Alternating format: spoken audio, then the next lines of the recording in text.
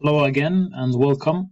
It's Shaheen Eid Al-Qadri, your instructor for this course, and this is our fourth video for this lecture.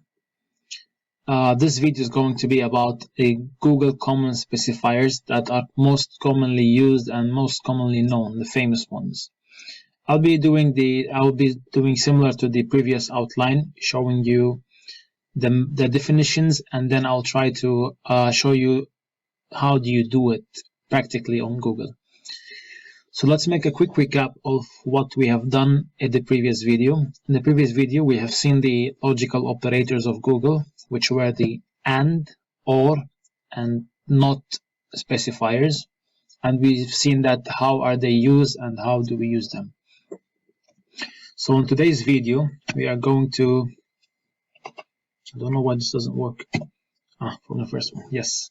So in today's video, our outline is going to be Google Common specifiers. I'll be explaining them, defining them and explaining them, and then I'll be showing you one by one practically how do you use them. So we have three specifiers for this lecture. The first one is the double quotes. The second one is the wildcard, which is so useful. And the third one is the range specifier. So let's start. So Google, this is supposed to be common specifiers. That's my bad. Sorry for this, but yes, I forgot to change it. So what are Google common specifiers? So they are specifiers that are mostly used in Google and most useful. So there are three types: the double quotes, the wildcard, and the range. So let's start with the double quotes. The double quotes operator, it is basically whatever sentence you put, if you want to find the exact match for that operator, you have to put the double quotes behind it. This thingy, you know, you put the sentence and you put double quotes at the end and the beginning. So let's put it into practice. So let's say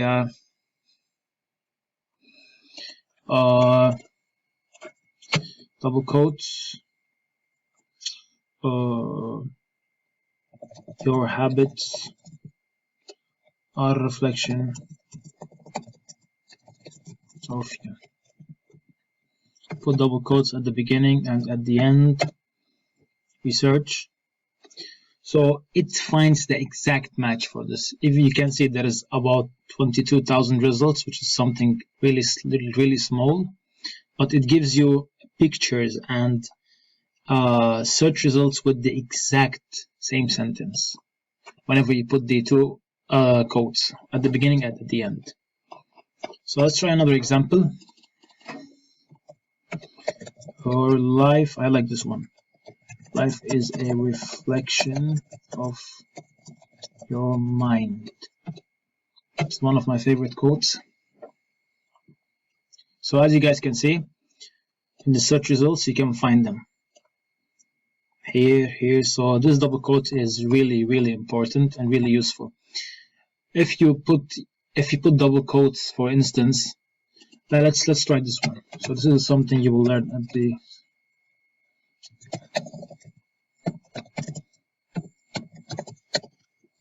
So I've put the site and then I've put my username with double quotes. So it gives us one result with my Instagram site. So this is the site specifier. I'll be teaching it in the next lesson. But you can also search yourself with the double quotes so that you could see how people are writing about you, for instance. Let's go back to our slides. So that's how you use the double quotes operator. So moving on to our second operator for this fourth video is the wildcard operator, which is the star operator. This basically is like you put this star at the place of the unknown word in the sentence. For instance, if you like a song but you don't remember some words of that song, just write the phrase, put this star, and Google itself is going to replace that star with the word. So let me show you how this is done. So let's say there is a Portuguese song that I like, which is known as Era Uma Vage. So it consists of 3 words. Okay.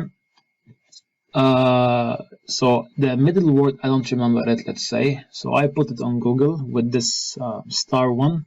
So we go to Google and it gives us the full song name. So let's try with Adele's song. Let's say, never mind,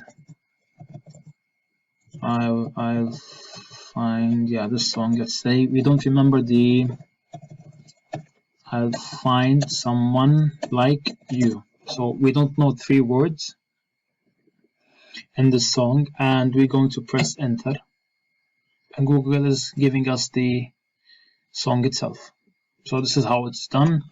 This wildcard operator is really useful. It also works on codes, websites, everything and anything. So this is how you use it.